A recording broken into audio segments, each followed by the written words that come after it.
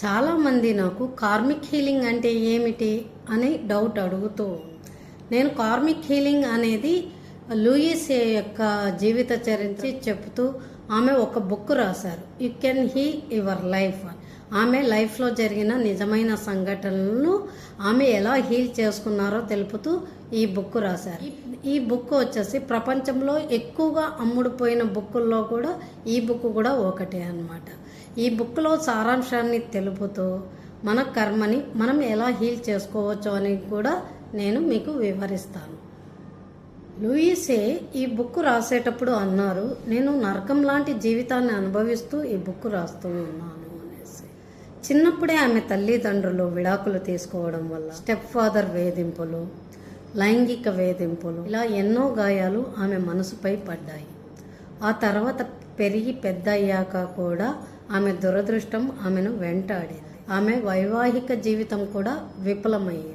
ఇలా ఆమె middle age వచ్చే లోపల ఆమెకు వెజైనల్ క్యాన్సర్ వచ్చింది. అప్పుడు ఆమె డాక్టర్ దగ్గరికి వెళ్ళినప్పుడు డాక్టర్ ఆమెకు ఆపరేషన్ చేయాలి అని చెప్పారు. అప్పుడు ఆమె ఆలోచనలో పడ్డారు. డాక్టర్ దగ్గర కొన్ని రోజులు గడువు అడిగి ఆమె మళ్ళీ వస్తాను అనేసి గడువు తీసుకు. నా చిన్నతనం నుంచి నేను మానసికంగా లైంగికంగా ఎన్నో వేదనలు నా మీద నాకున్న ఈ కోపమే ఈరోజు నా శరీరాన్ని క్యాన్సర్ రూపంలో తింటోంది అని ఆమె గ్రహించాను. నా మీద అప్పుడు ఆమె ఆలోచన చికిత్స మొదలుపెట్టాడు. అద్దం ముందు నిలబడి ఆమెను క్షమించుకుంటూ తన్ని తాను ప్రేమించుకుంటూ సెల్ఫ్ లవ్ని పెంచుకుంటూ తన గాయాలకి కారణమైన అందరినీ క్షమించి వారి మీద పగని కోపాన్ని తగ్గించుకోవడం ప్రారంభించారు.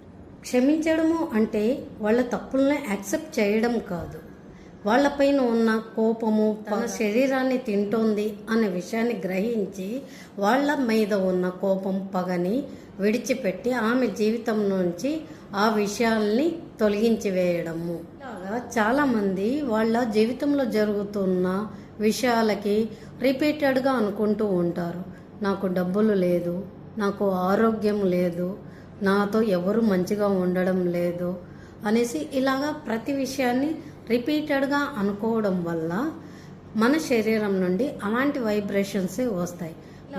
చాలామంది వాళ్ళ జీవితంలో జరుగుతున్న విషయాలకి రిపీటెడ్గా అనుకుంటూ ఉంటారు. విశ్వం అనేది మన మాటల్ని మన ఆలోచనల్ని వినదు, మన నుండి వచ్చే వైబ్రేషన్ని వింటుంది. రిపీటెడ్గా ఏవి అనుకుంటూ ఉంటానో వీరికి అవే కావాలి ఏమో అనేసి మనకు అవే దక్కుతాయి. కాబట్టి మనము మన ఆలోచన విధాన్ని మార్పు చేసుకోవడం వల్ల మనము మన జీవితాన్ని కూడా మార్చుకోవచ్చు అనే విషయాన్ని గ్రహించాలి.